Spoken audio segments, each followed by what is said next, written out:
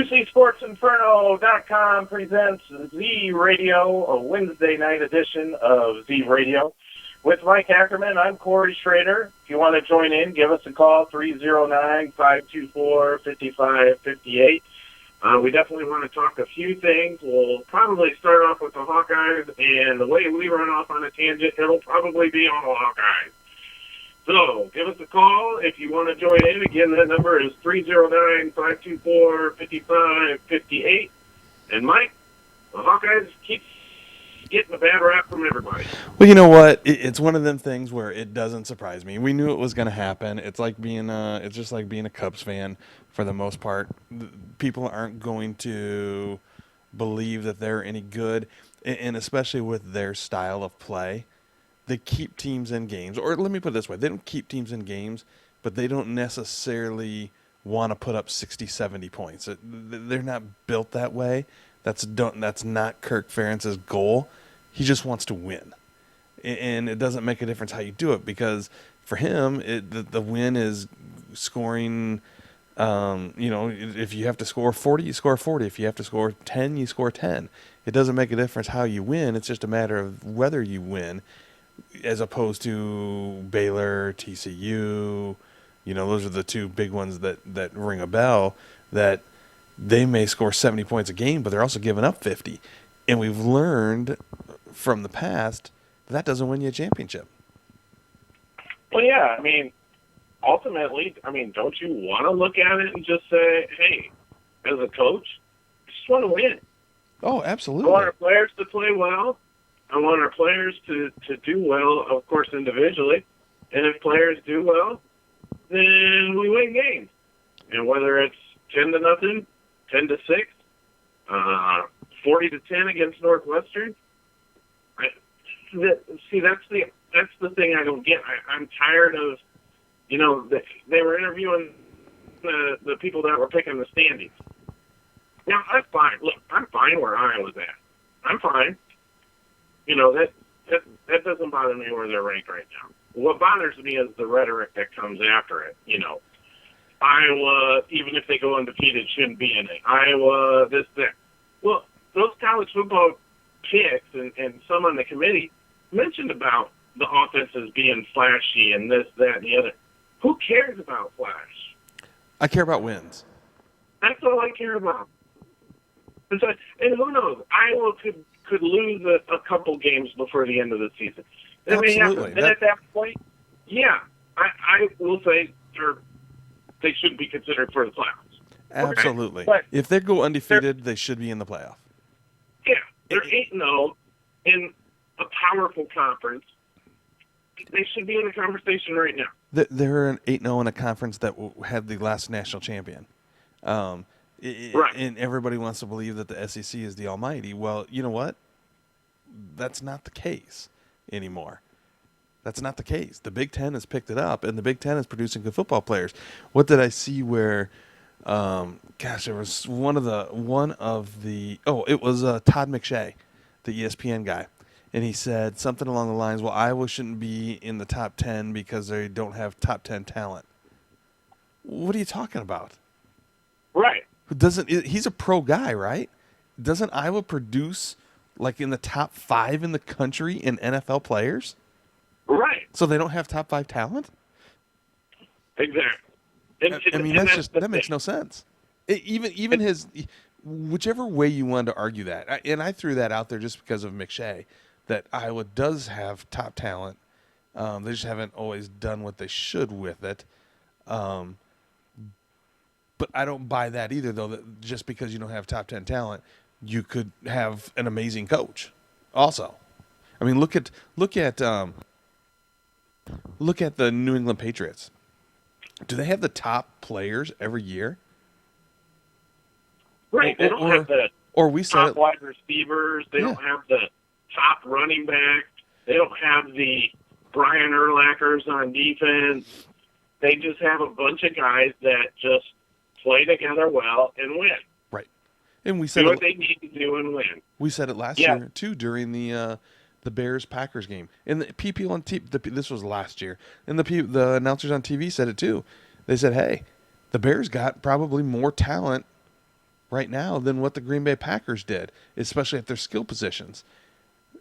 But you have one or two positions where it completely changes that. Or coaching, we found out last year that coaching completely changes the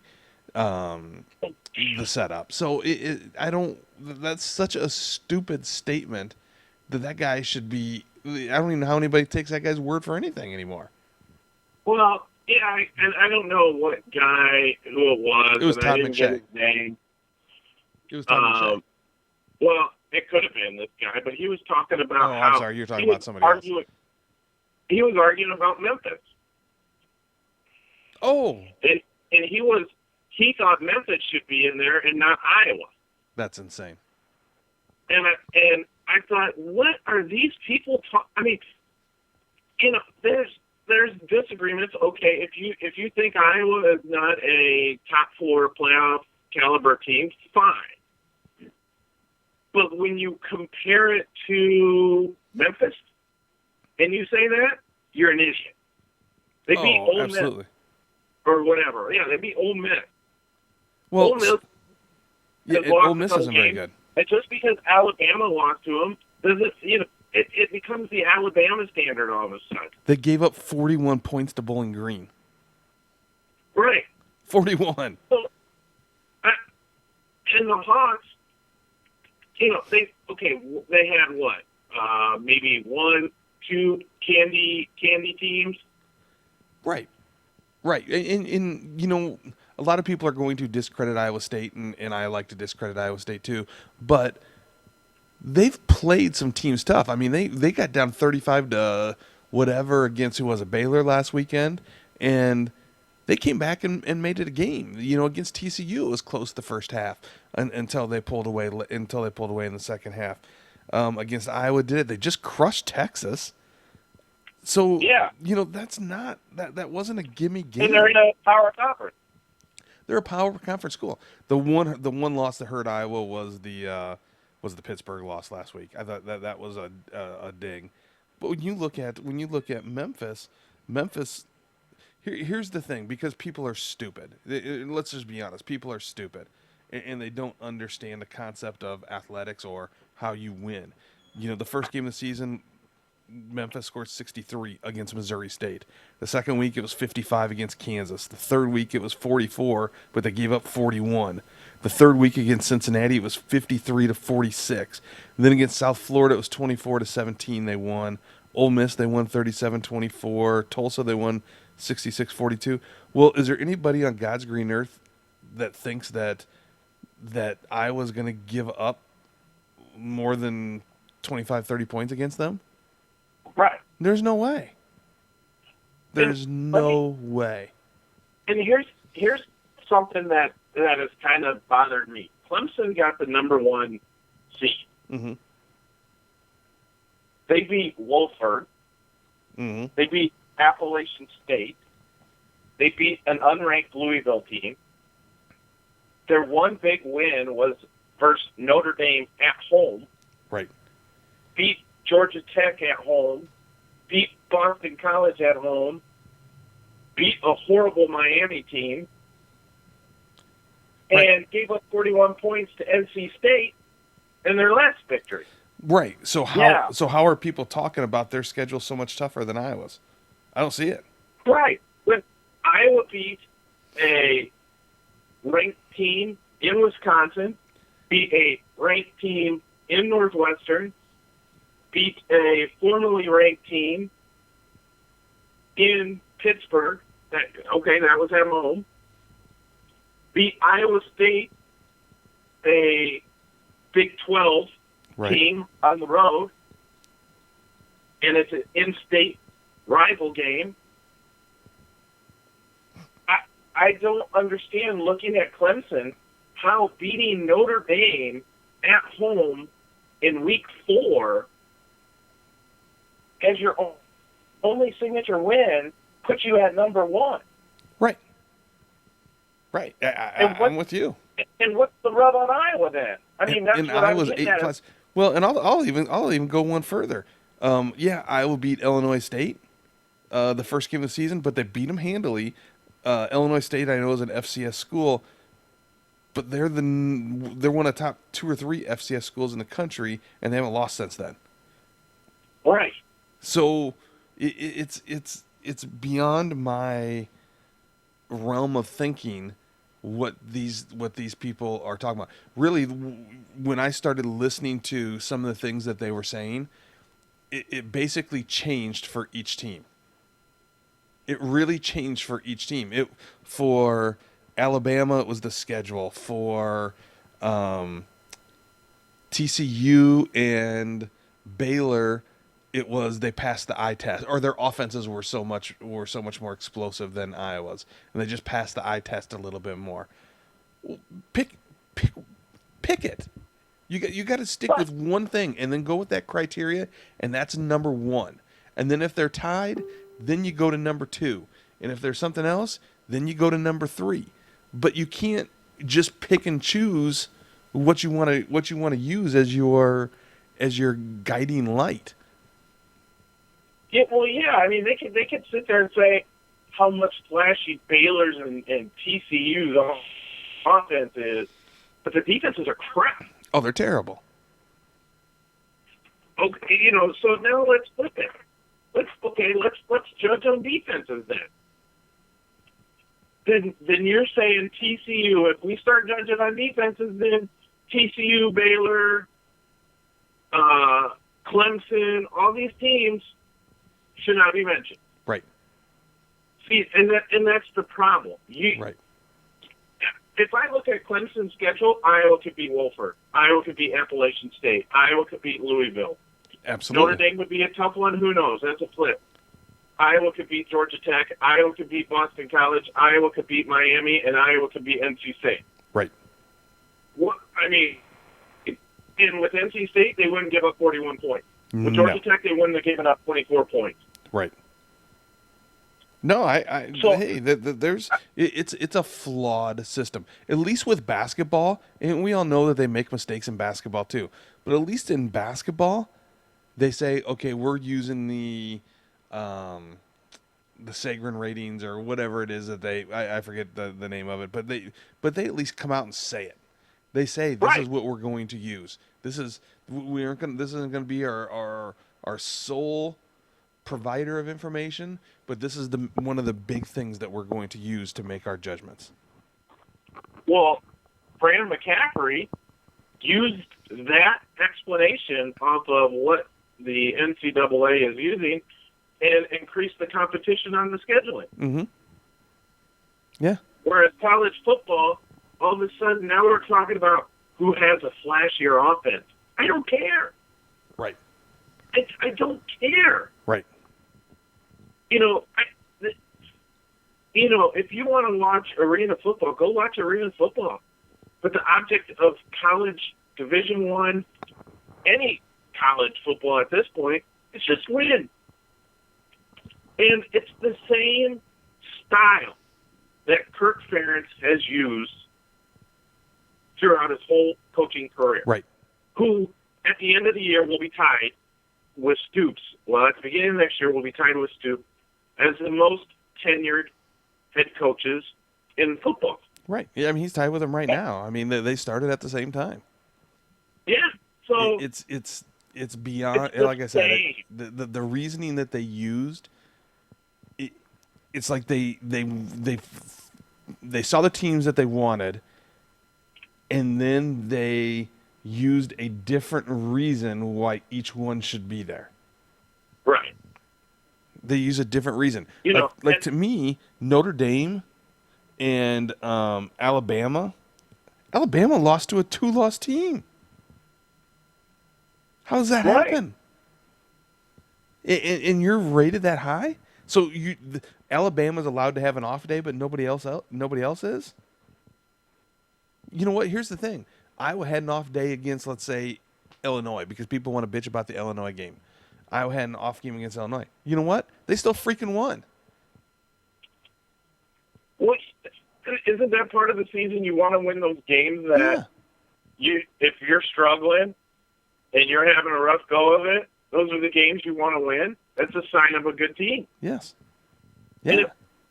And it was a Big Ten team. It wasn't they struggled against North Texas. Right. It was a Big Ten team. But that's the thing is they struggled and still won. Alabama had their off day and lost. So why is it that Alabama is afforded that off day and Iowa isn't when they still won? Right.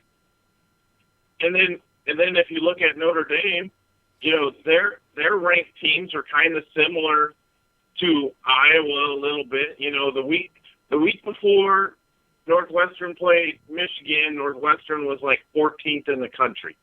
Right. And they lost to Michigan, but then they lost to Iowa 40-10. In Northwestern and Wisconsin will both be back up in the ratings here soon because they won't lose the rest of the season. Yeah. Right. And those are road teams. Here's what I think would have happened if Iowa was beating teams like TCU and Baylor are. Then the CFB or College Football Playoff Committee would have come through and they would have said, you know what, they just don't play enough defense. We worry about an Alabama or somebody would just take advantage of them on offense.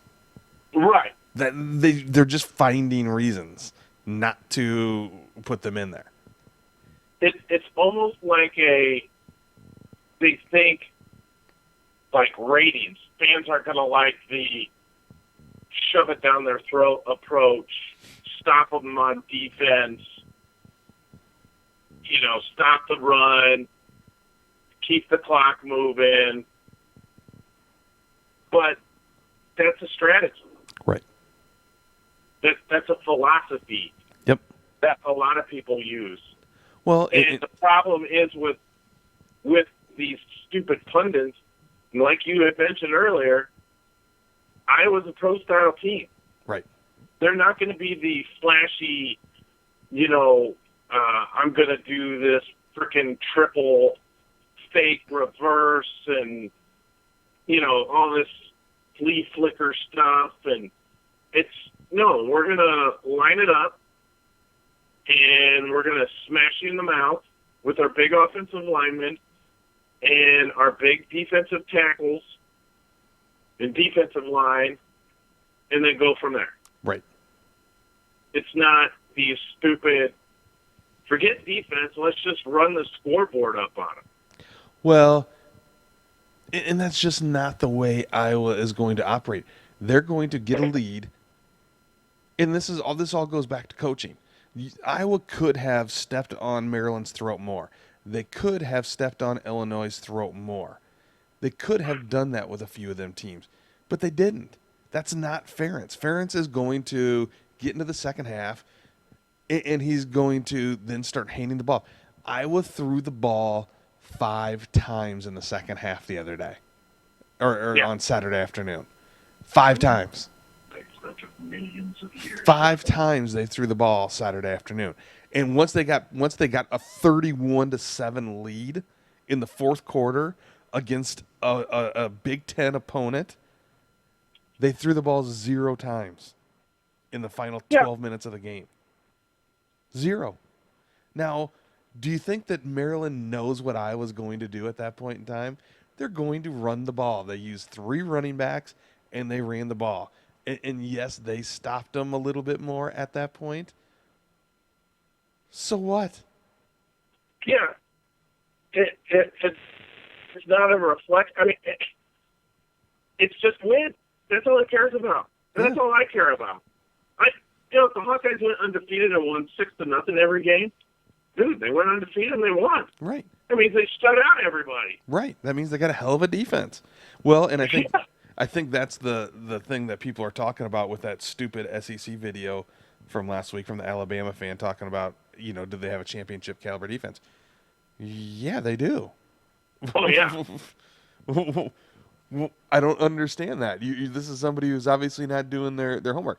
Now, the one thing that hurt him, obviously, is losing Drew Watt. I mean, that took him down a little bit. But yeah, they do. Desmond King, I just read it today somewhere that people are saying Desmond King might be the number 1 cornerback in the draft this year. Yeah. So they don't have top 10 talent? Right. They have two tackles that are going to go to the NFL every year. They probably got 2 to 3 NFL tight ends on their team right now. Jaleel Johnson's going to be in the NFL. The linebackers are at least going to get a shot somewhere. I mean, they're all young. They're all going to get looks. So you're going to tell me that they're not an NFL, that they don't have NFL talent on their team?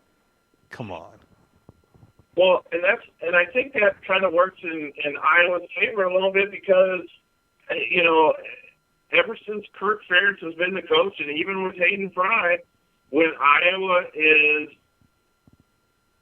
an afterthought, put away, put down, you're no good, they play better. Absolutely. And every time Iowa comes out in the rankings at the beginning of the season, like they're ranked maybe 9th to start the season, then they kind of have a couple hiccups. Right. And maybe this will be the motivation to just say, you know what, we're gonna do our thing. We're gonna hopefully, I hope they win the rest of their games. Well, and that's the thing is, I'm not sitting here saying that I think Iowa's going to win the rest of their games because I think that I think the chances are they won't. I think they've got a good chance in every game that they play. I think Ferentz said it yesterday. He said, actually, there's a good article I think in the USA Today about how Iowa's basically throwing a wrench into everything. And he basically he says, we knew going into the season that we could get beat by every team on our schedule. But we also knew going into the season that we could beat every team on our schedule. And I think that's still the way they are. Right. And they made a comparison to 2009 when Iowa started off 9-0. And they said the big difference is this year the Hawkeyes are beating everybody, and they've beaten everybody by double digits for the most part. In 2009, you had blocked extra points. You had the game against Michigan State. You had quite a few you had quite a few miracle finishes that year that got you there. Right now, they're heading into the fourth quarter and they're able to shut it down most of the time. Knock on wood. It keeps you healthy. Right. So it's just such BS the way people are looking at it. They're looking for any reason not to get them there. And the other thing I would say is that's fine if people want to talk about their schedule going forward and blah, blah, blah, blah, blah. I don't care. But they're going to face either Michigan State or Ohio State in the Big Ten championship game. If they're lucky enough to get there, which I think there's a good chance they'll be there. But if they get there undefeated and then they beat what should be a top 3 or 4 team at that point in time, you have to put them in. You have to. Well, yeah. I mean, what if Ohio State wins out? They are going to still be ranked number 1 in the country. And let's say Iowa makes it. Let's say they go undefeated, and they win that game. You just beat the number 1 team in the country. Yeah. And you went undefeated. Yep. You're in. And if you're not, and that's what ticked me off about that Colin Cowherd guy. I never liked him to begin with anyway. Oh, he's a horse's ass. But to sit there and say, I wouldn't put a vote on Iowa if they went 28-0. Well, you're an idiot. Yeah. At that point, you're just being dumb. Yep. And that's the stupidity of. That's just not wanting them to win for not wanting them to win's sake. Right. I can understand if your argument was, I don't think Iowa is a playoff team, and your approach is, look, they have to go undefeated to do it. Mm-hmm. But what they're saying is Iowa is crap. Well, right. They're 8-0 in the Big Freaking Ten. Right. And they're 8-0 because they beat teams that you predicted they would lose to. Right. You predicted they would lose to Wisconsin. You said it. All these people said this was Wisconsin. The West belongs to Wisconsin, and then it would be Nebraska or Minnesota, Northwestern, and then Iowa would finish after that. Yeah. They were underdogs against Northwestern. They were underdogs. Yeah. And you crushed them 40-10. Yep. 40-10. Yep. You go ahead. And they're still giving Michigan more props than Iowa. Right. Well, I mean, really? Why? Where? And that's what I don't get. It's an argument for one team, but you can't argue that same argument with Iowa. It's just Iowa's not good. Iowa hasn't played anyone good. It's kind of funny because the Big Ten has more money than anybody else, but they think that Iowa won't bring the TV and everything, and maybe they won't. And to be quite honest, I don't give a frog's fat ass. I couldn't care less. That's not my problem. You know what? I think their ratings will be just fine. I think they will too, because if you have an undefeated Iowa team in a playoff game, and especially if they made it to the championship, you're going to have people going, holy cow, if Iowa can do it, we can do it. Right. Well, here's the other thing that I wrote about the other day. ESPN needs to just slow their roll a little bit, because if Iowa doesn't get in, if the college football playoff, I believe, is on ESPN, and if for something they're doing and they're rooting against Iowa, or let's say Iowa were to make it in, or Iowa were to finish undefeated and they still didn't make it in, and the ESPN people are still painting that picture that Iowa's not deserving, and all these morons on the college football committee, buy into it.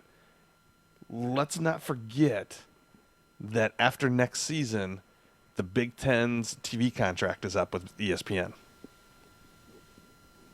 And other than professionals, but no other college conference brings in more money than the Big Ten, brings in more viewers than the Big Ten. So if ESPN is looking to piss off the Big Ten and get them to move away from them, that would be the way to do it. If you're not for all of our teams, screw you. Oh yeah, and then FS1 will come in and pick them up, and the next thing you know, Iowa will be great and Colin Cowherd died. Right. But you're right. Look, this is why I think they shouldn't even be worried about the ratings. Both teams still fight over Iowa to come to their bowl because fans travel well. Right. So you're going to have a lot of Hawkeye fans at the game itself, or at these games, but then you're also going to get people like me who are probably not going to the games to watch on TV, and you're going to have the Hawkeye thing. You have Chicago bars that are Hawkeye bars. You have Hawkeye bars in Arizona. You have Hawkeye bars in Florida. You have Hawkeye bars in Georgia. Hell, they're building one in the Las Vegas Strip. Yeah, there's a Hawkeye bar in Las Vegas. So the fandom is there. Right.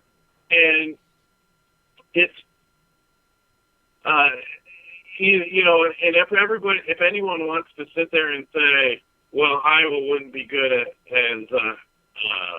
Alabama, Nick Saban's got that program going. Yeah, well, remember that Capital One Bowl when Nick Saban was coaching LSU? Who did he lose to? Right. And who? Iowa wasn't favored in that game at all. Granted, it came down to the last minute, but Iowa pretty much had that game. Right. The defense let that long drive go. Yep. They scored. Who was coaching that? Right. So, And let's not forget they beat Urban Meyer at Florida, too.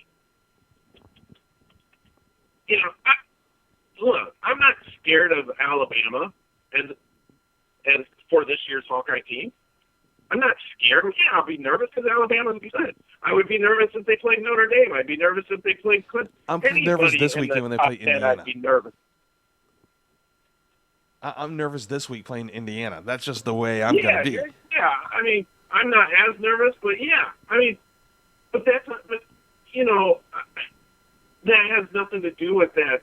You can sit there and turn around and say, well, 28-0, I'm not going to vote down.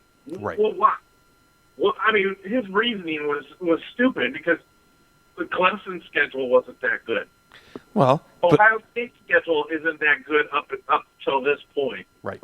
Alabama's got a loss. Notre Dame has a loss. And people were arguing Memphis over Iowa, really? And then Stanford over Iowa? Wait a minute. Stanford went to Northwestern, lost. Yep. Iowa went to Northwestern, not only beat them, but killed them, buried them. Game was over quickly. And I don't care if they beat USC and UCLA. USC and UCLA are not the same teams that they have been. They're not the same teams they were. Get over it. They're not USC and UCLA. Marcus Allen is not running out there anytime soon. Cade McNown is not at quarterback. I know that's pretty horrible that the best player for UCLA is Cade McNown. Nasty memories right there, but yeah. I mean, USC's coach drunk, and they weren't good. Look, the Pac-12 isn't that good this year. No, they don't play defense. No, exactly. Look what is it? TCU played Baylor.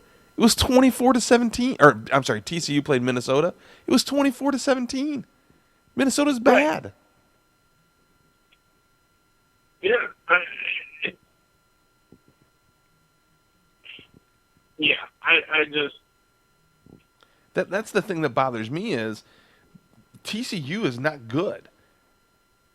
And or 23-17 is what it was. In every game since then, the least amount of points they've scored is, let's see, they went 70, 56, 52, 50, 52, 45 against Iowa State, and then 40 against West Virginia.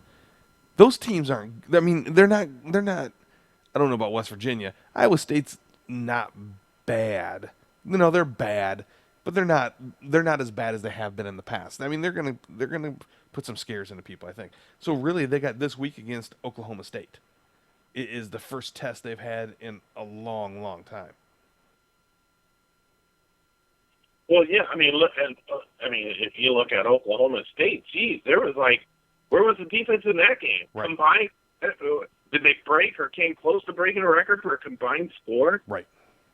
Yeah, I believe against Texas A&M. Yeah. Yeah. And Texas A&M's not good. It was like 70 to 53. I mean, come on.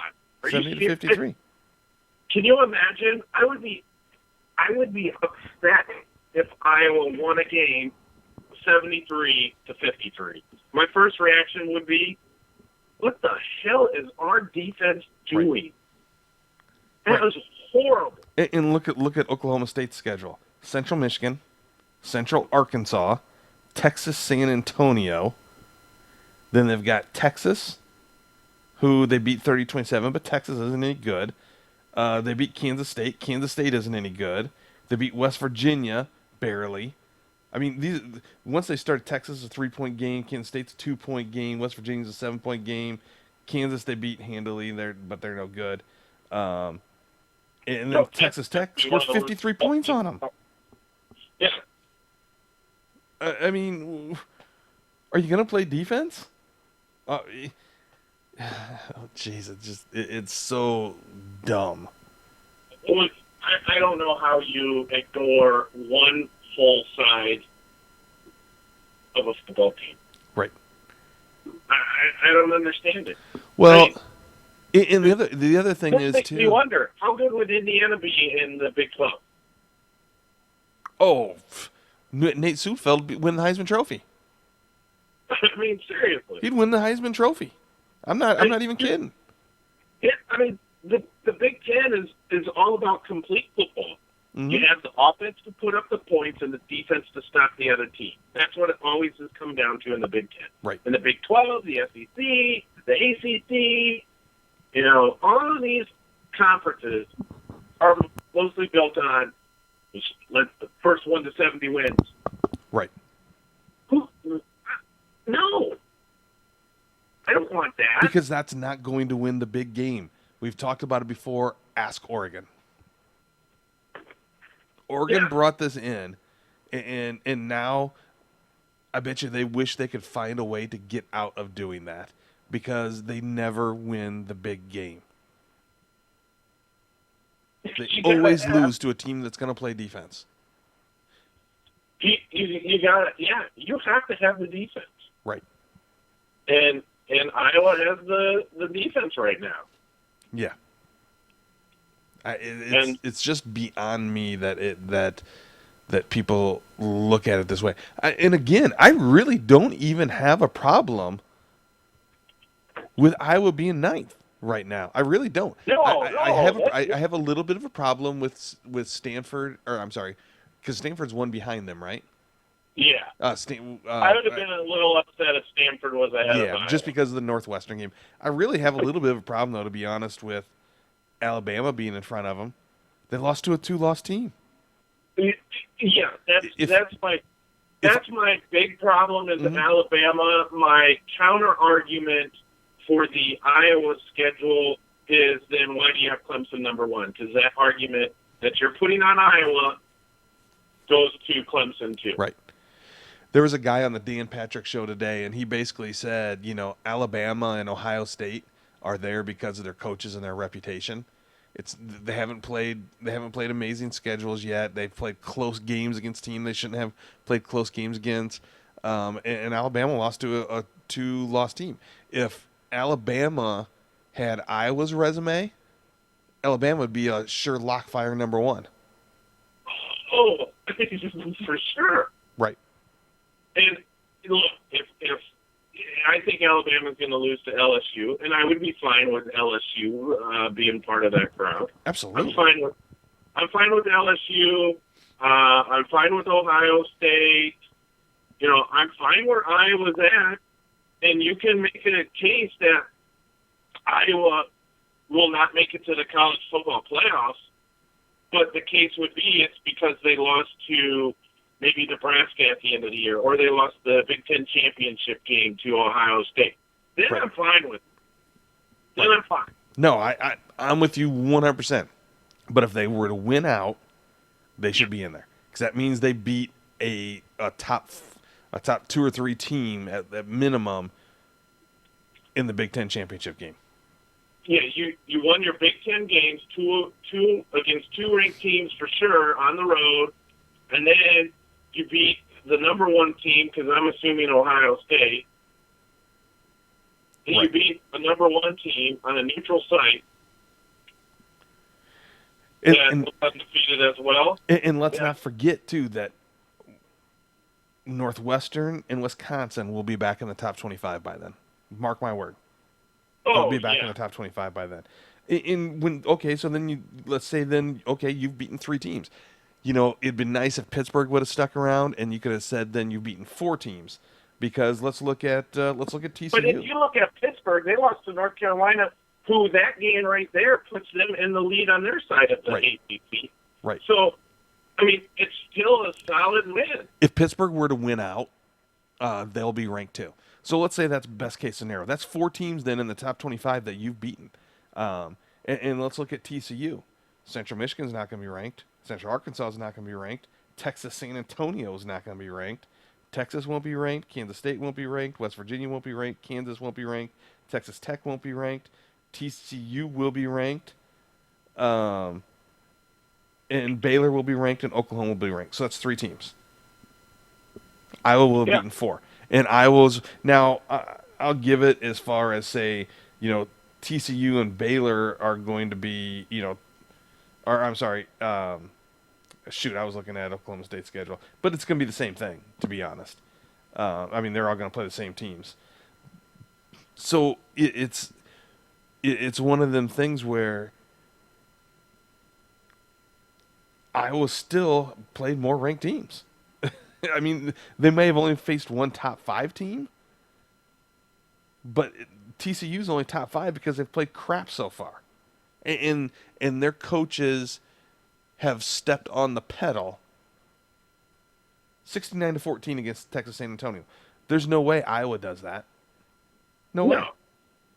No, if Iowa has a 30-point lead at the end of that game, pedals off, they're in neutral. Right. The only way Iowa ever does that, because they did it to who they played, North Texas or whoever it was. But North Texas made a ton of mistakes. And And it was Iowa backups, too, that came in and played a hell of a game. Right. Yeah, but it was, I mean, I didn't want to say interception returns, punt returns. I mean, it was bad. It was them, once they got to the second half, it was them giving it to Iowa, not necessarily Iowa taking it. Right. Um, and that would have, and then people, now if Texas wouldn't have made all those mistakes, then they would look at, Iowa struggled against North Texas. Right. Well, I can also counter and say, well, they put it in neutral, and Kirk Ferentz and Dan McCartney are really good friends, mm-hmm. and the last thing a good friend wants to do to another is bury their buddy. Right.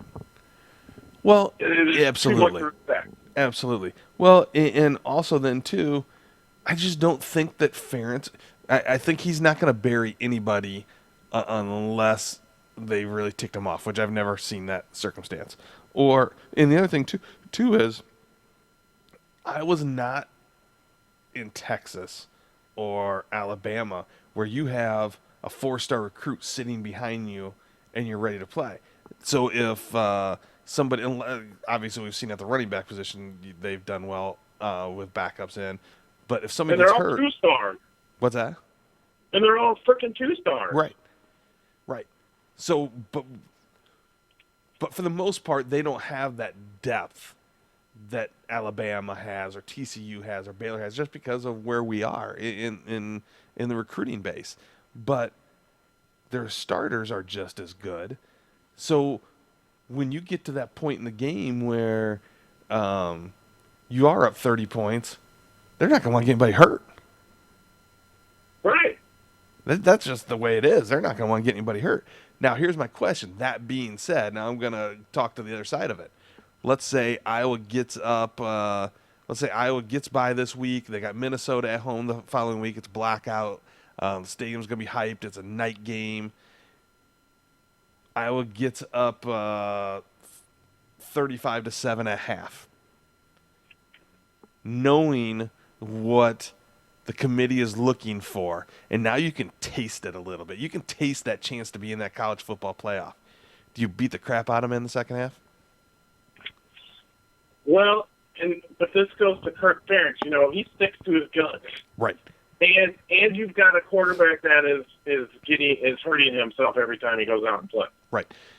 No, I agree. So I could see it maybe happening, but I can also see more of Kirk saying, let's get out of here healthy. We need him more in the next game than we do this game. I've said it before. Obviously we're Cubs fans, and we talk a lot about the Cubs during the Cubs season. We'll talk more here in the off season. But I said it during the season. I don't care if all 25 guys are on steroids. I don't care what they do. Win. Just win. Because you can't take away that feeling of winning once I've won it. And I'm saying like I'm a member of the team, but I will feel like I'm a member of the team at that point in time. I think with Iowa, I feel a little bit different. I feel like, okay, we're Iowans now. We do things the right way. We don't showboat. Right. We don't flaunt. We do things the right way. And if the rest of the country doesn't like it, then when if we were up 35-7 on Minnesota, and then the game ends up 35-21 because we put in second stringers for the entire half, and then the CFP selection committee says, look at that, just like Maryland. Everybody says, well, they didn't look good in the second half. If they had another showing like that again against, say, Minnesota, then I feel like I've got the high ground. You know what? Screw it. We don't want you guys anyways because you guys cheat. You guys, all you care about is this. We care about getting these kids through college. We want these, and we don't want to demean the other team. I mean, you can take the high road at that point in time. It'll still piss me off. Oh, yeah. I mean, I'll be pissed. Look, I mean, we live and die the Hawkeyes. I mean, look at our hats. Look at our wardrobes. I mean, someone's got a Hawkeye gear one day, Bears gear, Cubs gear, whatever it may be. we have emotional investment in these teams ever since I can remember. But yeah, at the end of the day, I don't want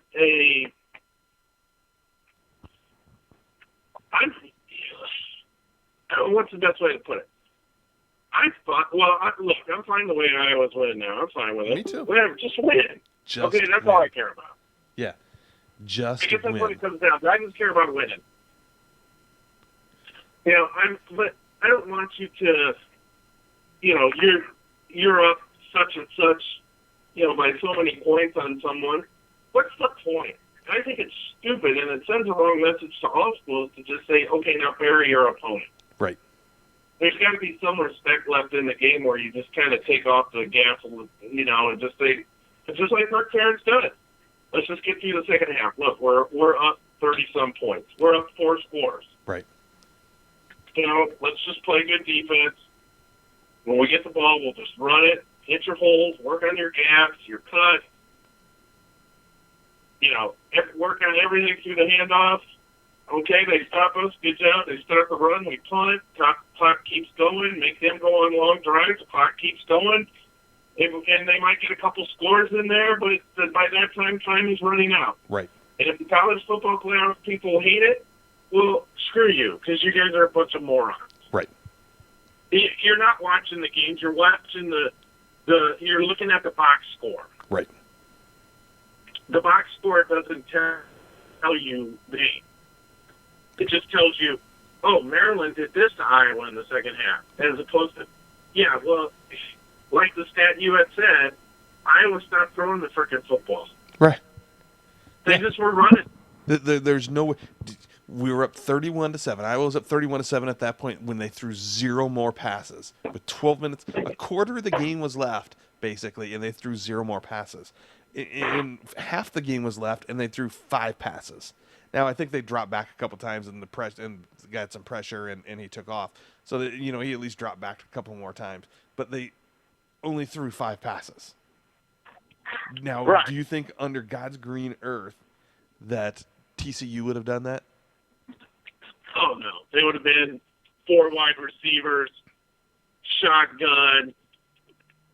But no, they would have went for it. And again, they'll never win the big game because of that.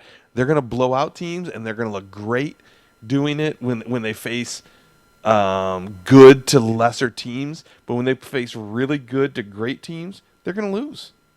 Who was it? And I don't like the guy, but Brett Bielema. I don't know if you remember seeing this in the when Arkansas was getting ready to play Texas Tech, and Texas Tech's coach is that Chris Kingsbury used to play there, and he was there ended up being some controversy after the game, and it was basically because Bielema said in some kind of camp, or he was doing not a camp, he was doing a coach's clinic or something like that.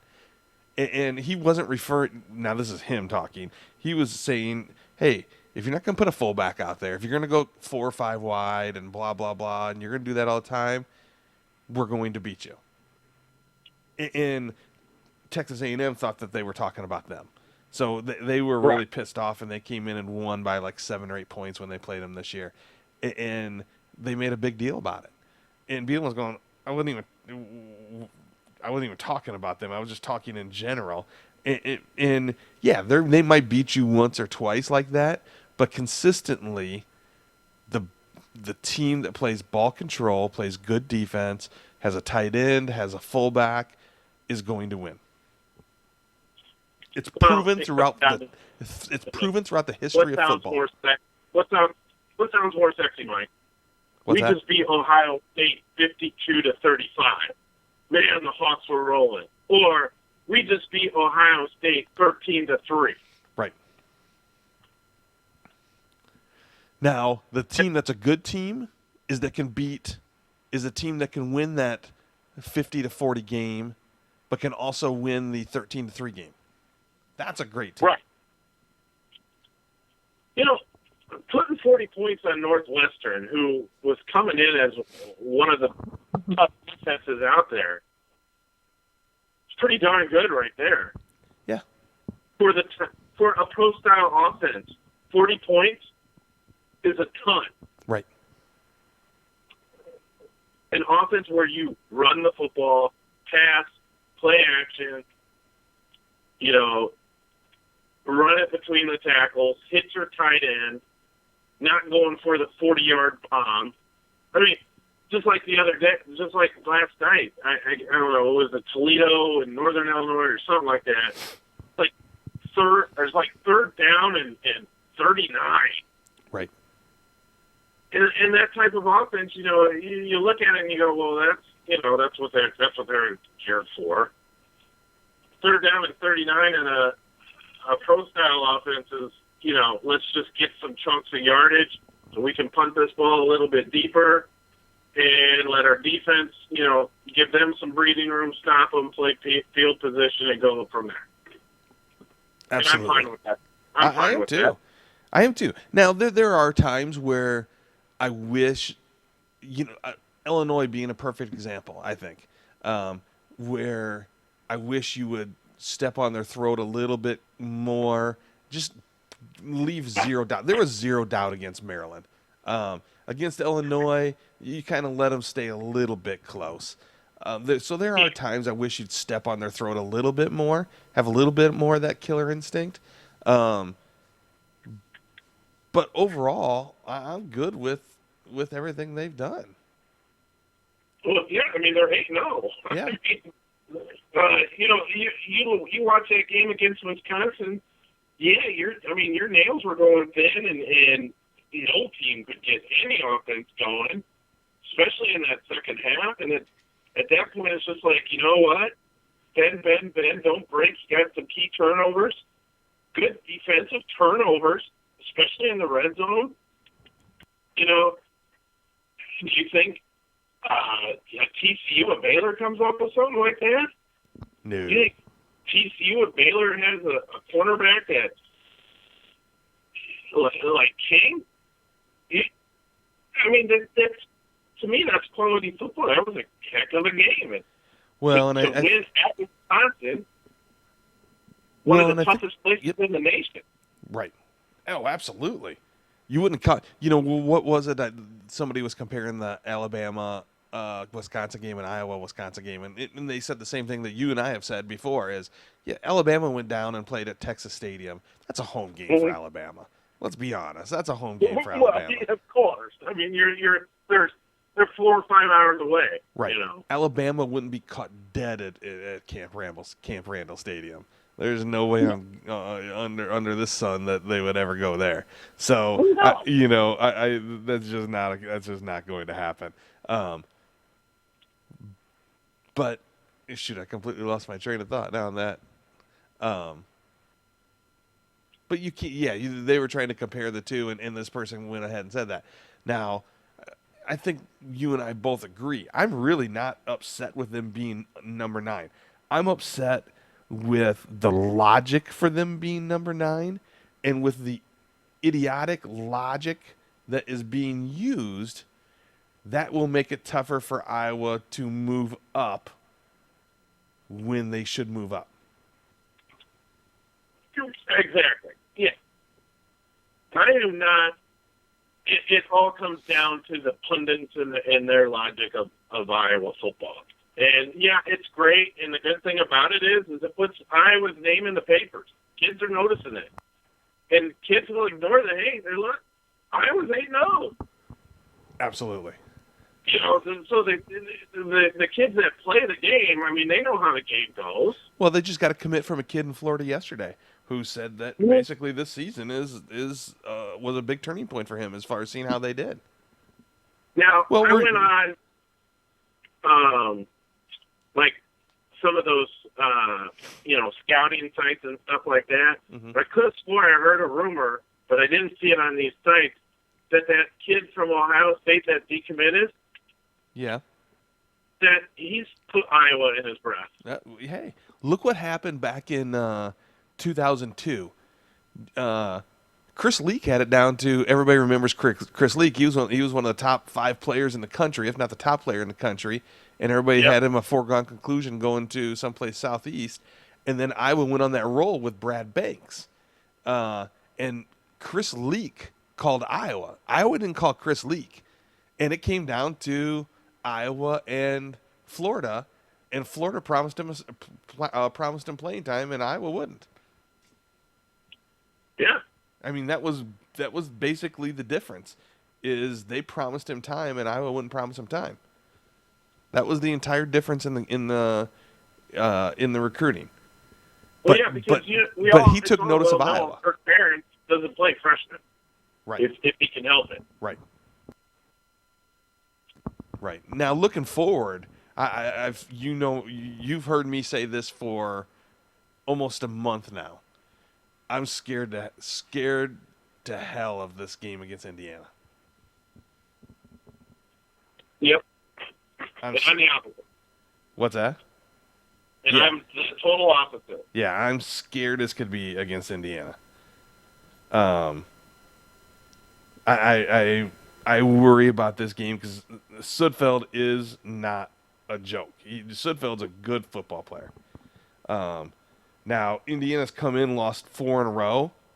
The Rutgers game is the big one, but other than that, they've had Ohio State, Penn State, and Michigan State. Right.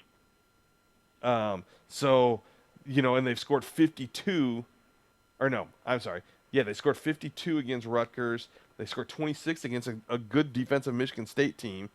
They got held down pretty good by Penn State, just 7. But I don't believe Sudfeld played in that game. And then they scored 27 against Ohio State. Beat Wake Forest, who's an ACC team. Even though they're not any good, they're an ACC team. It'd be like playing Iowa State. They scored 34 against them. So, they are not a joke. At Indiana, it scares the crap out of me. No, if they're going to lose a game, it's going to be this game. Yeah, look, they've got a heck of an offense. Let's put it that way. And I understand where the nervousness comes from. And I also remember Iowa beating them last year, and Iowa was bad. And look, I don't know if I put too much stock where they came close to beating Ohio State. Right.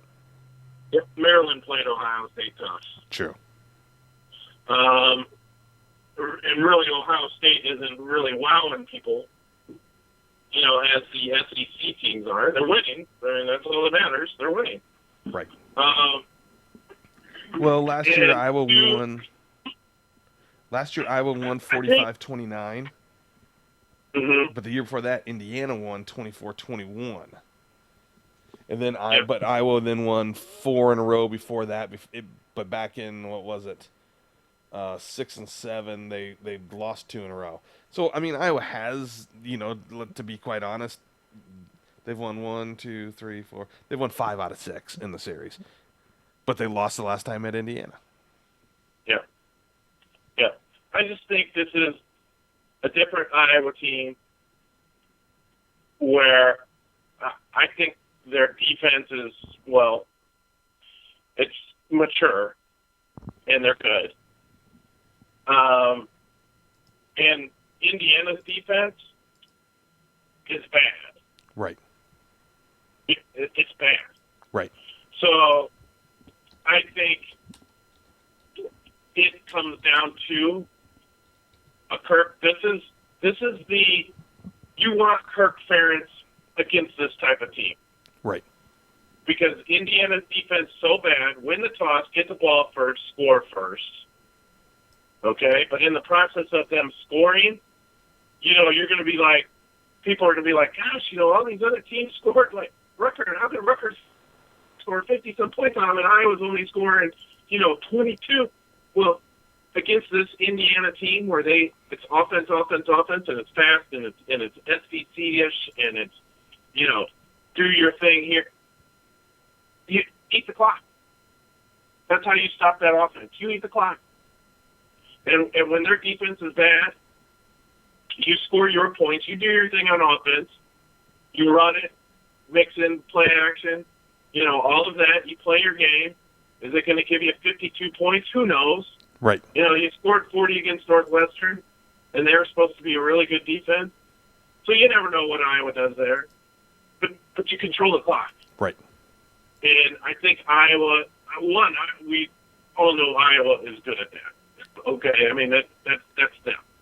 So I think that's what kind of gives me a little bit, I'm not as nervous. I'm more nervous Minnesota, but again, I don't know. I'm just not as nervous against Indiana as you are, because I think Iowa can score points on their defense easily, and I also think Iowa can run that clock, control that clock to perfection the way Kirk Ferentz likes any other game. And I think that will frustrate Indiana and Sudfeld, and they're going to get their chunks. I was going to need some turnovers in the game. I think that's the key. They're going to throw the ball so much that they're going to need some turnovers. One, and two, they've got to find a way to get to Sudfeld. We'll see if Nelson or Nielsen is healthy. Without out there, I think Hesse's done a good job, but he's not made a whole lot of headway to the quarterback. That's putting it lightly. Well, yeah. But I think a lot of it is open space. And if Iowa can defend the open space, and I think they have the secondary that can do it.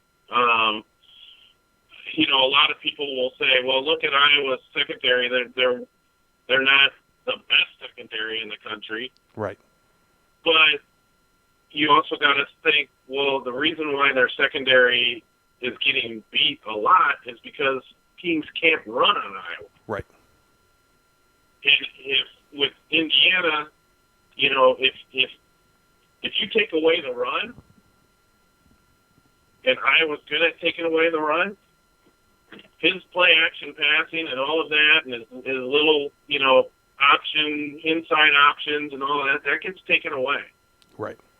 And I just don't see it as I see them as a threat, yeah, but I'm not as well. I'm worried. I'm more nervous that it's on the road than anything. But yeah, well, if it was at home, I'd be a little more confident. But I'm worried. I think they can win it. Obviously, I think that they're still favored, and I think they should win. But I'm worried as could be. But that's probably going to be about wrapping it up for us tonight. One of the things that we did want to mention, though, was that we do have playoff football again this Friday with Assumption and Pella. Winner goes to the Unidome.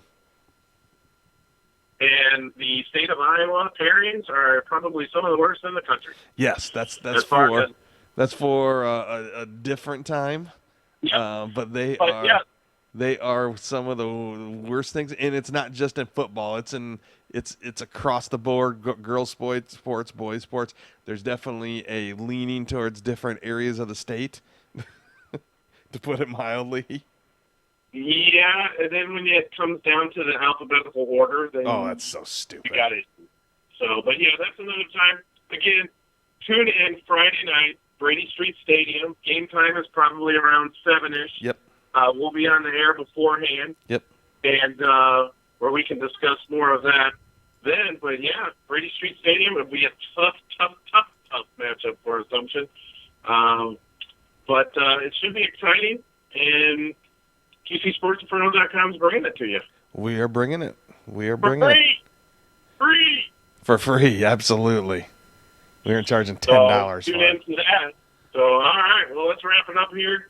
This is QCSportZinferno.com presenting ZRadio. It's Mike Ackerman. I'm Corey Schneider. Until Friday at Brady Street Stadium, I'm out.